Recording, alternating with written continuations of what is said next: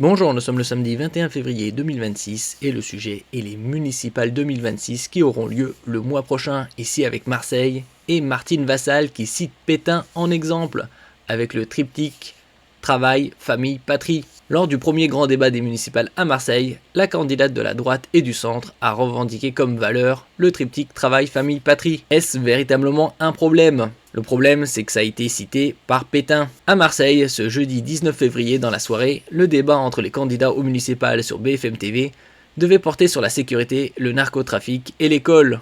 Il a soudain changé de tonalité. N'oubliez pas de vous abonner pour plus de news nationales, européennes et internationales sur ce monde dans lequel nous vivons.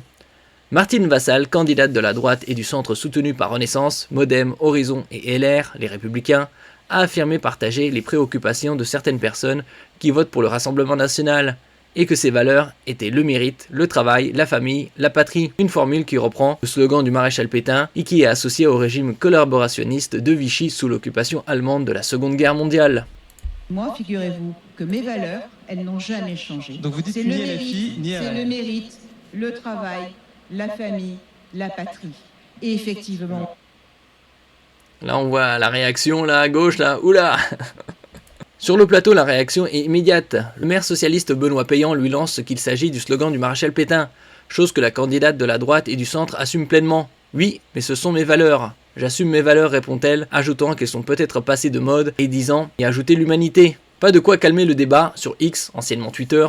De nombreux élus de gauche sont tout simplement abasourdis. Mais cette candidate qui plagie un régime collaborationniste avec les nazis nous donne des leçons de république, cingle Marine Tondelier, la patronne des écologistes. Le secrétaire général du Parti Socialiste, Pierre Jouvet, s'étrangle lui de voir que la droite est prête à toutes les compromissions pour séduire l'extrême droite. Le coordinateur de la France Insoumise, Manuel Bompard, a lui fustigé ces gens-là qui attendent faire des cordons sanitaires pour sauver la République et qui préparent en réalité l'arrivée du fascisme au pouvoir. Bon là, il exagère un peu.